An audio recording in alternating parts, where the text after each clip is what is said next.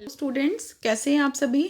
बेटा मैं हेमलता मैम आपकी आज की इंग्लिश की 10th क्लास की वर्कशीट नंबर 56 लेकर के आई हूं और जिसकी डेट है 21 नवंबर 2020। तो बेटा आज की वर्कशीट हमारी आपके chapter from the diary of Anne Frank से होने वाली है और जिसमें हम किसके बारे में पढ़ेंगे, हम इसमें एनी की डायरी में जो उसने लिखा है उसके बारे में हम पढ़ेंगे।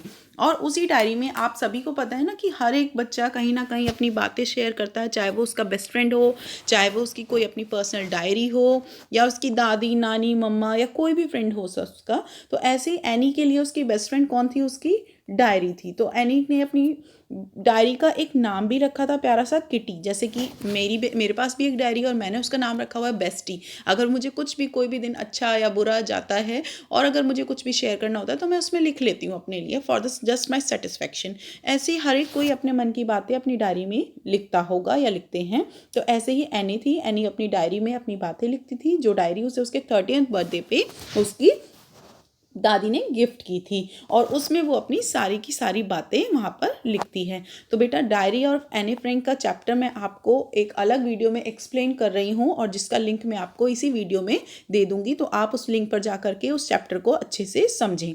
तो चलिए बेटा इस वर्कशीट को पढ़ते हैं और समझते हैं। इसमें देखते हैं कि एने जो कि एक 15-16 साल की लड़की है, वो इतनी छोटी सी एज में क्या क्या बातें अपनी डायरी में लिखती है। और ये वो समय है बेटा जब क्या हो रहा था, जब सेकेंड वर्ल्ड वार चल रहा था और सेकेंड वर्ल्ड वार के दौरान में जो वो था ना हिटलर, हिटलर ने अपने देश में जो जूइश लोग थे ना उनके साथ में बहुत ही ज़्यादा कॉन्सेंट्रेशन कैंप में बहुत ज़्यादा उनको यातनाएं, उनको प्रताड़ित करने का काम उसने किया हुआ था। और इसी दौरान एनी जो थी वो भी अपने फैमिली के साथ कहाँ पर गई थी, कॉन्सेंट्रेशन कैंप गई थी और वहाँ पर उसने बहुत ज़्यादा यातनाएं सही और ये पूरा परिवार उन कॉन्सेंट्रेशन कैंप में ख़त्म हो गया और सिर्फ उसमें उसके एनी के फादर बचे थे। और उसके फादर ने ही एनी की मिली हुई इस डायरी को यहाँ आपको पब्लिश करवाया, जिसको आज हम the diary of Anne Frank के रूप में हम पढ़ रहे हैं। तो ये बेटा उसकी डायरी का ही एक अंश है जिसे यहाँ पर दिया गया है। चलिए इसे रीड करते हैं और समझते हैं।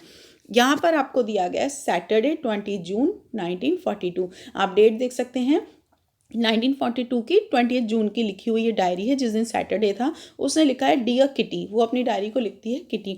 Dear Kitty, our entire class is quaking in its boots. अब आप ये बताइए क्वैकिंग इन इट्स बूट्स क्या होता है, जब यानी कि बहुत ज़्यादा डरा हुआ हो, घबराया हुआ हो, उसको कहते हैं क्वैकिंग इन इट्स बूट्स।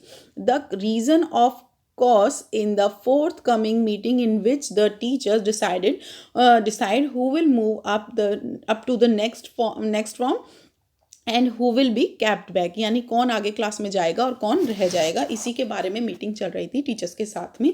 और यहाँ पर half of the class is making bat, आधे से ज़्यादा क्लास क्या लगा रही थी, बैट्स लगा रही थी, शर्त लगा रही थी। जैसे कि लोग मस्ती में बच्चे करते हैं ना कि देख मैं लगाती हूँ कि नहीं ये होगा, नहीं नहीं मैं लगाती हूँ वो पास होगा, नहीं नहीं मैं बैट लगाती हूँ वो फेल होगा।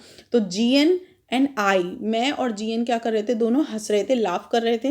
Our self silly at the two boys behind us, हमारे पीछे बैठे जो दो लड़के थे ना, सीएंस एंड जैकस, इनके बारे में हम हंस रहे थे। Who have stacked their entire holidays saving on their bed, और उन्होंने अपनी सारी छुट्टियों की जो भी सेविंग थी ना वो सब किसके ऊपर लगा दी थी, बेड्स के ऊपर लगा दी थी। यानी उन्होंने शर्तों में लगा दिया था अपना सारा पैसा अपनी सेविंग का। इसी बात पर हम दोनों हंस रहे थे। From the morning to night it's your going to pass. अब क्या था, सुबह से लेकर रात यही बात हो रही थी, इट्स योर गोइंग टू पास। और नो आई एम नॉट, कि मैं पास हो रही हूँ कि मैं फेल हो रही हूँ। येस यू आर, हाँ तुम पास हो। नो आई एम नॉट, नहीं मैं पास नहीं हूँ। इस तरीके की बातें चल रही थी। एक कन्फ्यूजिंग माहौल था वहाँ पर। Even jeez pleading glances and my angry outburst can't calm them down, मेरा जो अंदर का गुस्सा था वो भी उसने काम डाउन नहीं कर पा रहा था। If you ask me there were so many dummies that about a quarter, quarter यानी 1/4 quarter class should be capped back. और अगर ऐसा लग रहा था there are so many dummies, dummies बेटा आप देखेंगे ना कहीं आप गारमेंट शॉप पे जाते हैं आपको कपड़े पहने हुए डमी दिख जाते हैं। डमी यानी एक बुत बन के, यानी कि यूजलेस क्रीचर बन करके एक आधे से ज़्यादा क्लास क्या थी, पीछे रह गई, kept back, but teachers are the most unpredictable creature on the earth. लेकिन उनके लिए उसने कहा कि क्योंकि टीचर्स को हम जान नहीं सकते, टीचर्स कौन है, टीचर्स एक ऐसा क्रीचर है जिसके बारे में हम अनप्रिडिक्ट करेंगे. आई होप आप भी इससे कहीं ना कहीं वेरी करेंगे. कई बार आपको लगता है कि आज तो डांट पड़ने वाली है, आज तो कुछ दिक्कत होने वाली है, सडनली आपकी टीचर का मूड चेंज हो जाता है और वो एकदम से माहौल बदल देती है. तो आप कहते हैं अभी तो मैडम इतने गुस्से में थी, अभी कैसे एकदम से जोक करने लगी. तो हाँ, आप कह सकते हैं कि टीचर्स क्या है, बहुत ही अनप्रिडिक्टेबल क्रीचर है ऑन द अर्थ. तो किसके लिए, उस लड़की के लिए. तो बेटा इसी से रिलेटेड आपको कुछ क्वेश्चंस यहाँ पर दिए गए हैं. आप इन क्वेश्चंस को पढ़ेंगे और देखते हैं, इन्हें सॉल्व करने की कोशिश करते हैं. Which term would explain best the above written record as personal experience. आप समझ सकते हैं बेटा ये पर्सनल एक्सपीरियंस क्या कहलाएगा. इसके लिए फोर ऑप्शन आपको दिए गए हैं.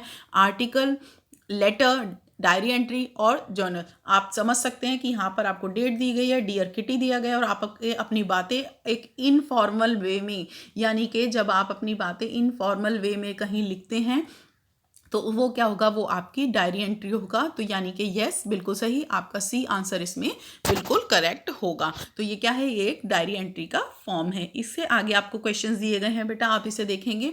The idiom quaking in its boots, यानी कि कंफ्यूजिंग, डरा हुआ होना, टेंशन में होना, ये इसके बारे में होता है क्वैकिंग इन इट्स बूट्स. तो इसको आप कौन से इमेजेस से ज़्यादा आइडेंटिफाई कर पाएंगे. तो बेटा सेकंड आप देख सकते हैं. सेकंड क्या है, सेकंड तो स्लीपिंग है तो ये नहीं होगा. थर्ड स्माइलिंग है, स्माइलिंग भी नहीं होगा. फोर्थ स्माइलिंग है, फोर्थ भी नहीं होगा. और फिफ्थ क्या है, फिफ्थ एंगर है तो एंगर भी नहीं होगा, क्योंकि ये डरा हुआ और ये बहुत ज़्यादा कंफ्यूजिंग होगा. तो ये ऑब्वियसली आपका ऑप्शन नंबर सी होगा, जिसका आंसर है सी आंसर 1 और 3. तो आपका सेकंड का ऑप्शन होगा सी. नेक्स्ट आप देखेंगे बेटा, इसमें मैंने आपको दिखाया हुआ है. नेक्स्ट में pick the option that correctly classified fact F and opinions O the students below. यहाँ पर आप देखेंगे कि आपको फैक्ट और ओपिनियन, फैक्ट के लिए तो एफ और ओपिनियन के लिए ओ, कौन से स्टूडेंट की कौन सी बातें सही हैं. यहाँ पर आप देखेंगे द चिल्ड्रन, फर्स्ट में देखेंगे the children are waiting eagerly for their result. Children क्या रिजल्ट के लिए वेट कर रहे थे. I think we all tends to the speculate, sorry इसमें आपको दिया हुआ है स्पेक्युलेट ड्यूरिंग सच सिचुएशन, यानी कि आप यहाँ देख सकते हैं सभी के सभी क्या कर रहे थे, सभी के सभी क्या कर रहे थे, अपनी इस सिचुएशन के अकॉर्डिंग बातें कर रहे थे. Any seems confident about her performance isn't she. Any अपनी परफॉर्मेंस के बारे में काफ़ी ज़्यादा कॉन्फिडेंट थी कि क्या होने वाला है. और फोर्थ इसमें दिया गया है some students have spend all their holiday saving on the betting. आप जान सकते हैं, आपने ऊपर पढ़ा भी है कि ये भी ठीक है आपका ऑप्शन. यानी कि आपका इसमें क्या दिया गया, आपका फैक्ट क्या है कि हाँ बिल्कुल सही, बच्चे किसके बारे में वेट कर रहे थे, बच्चे, फैक्ट तो ये था कि बच्चे रिजल्ट का वेट कर रहे थे. और सभी ने अपनी हॉलीडे भी क्या कर ली थी, हॉलीडे की सेविंग भी बैट के ऊपर लगा दी थी. तो ये भी फैक्ट हो जाएगा आपका.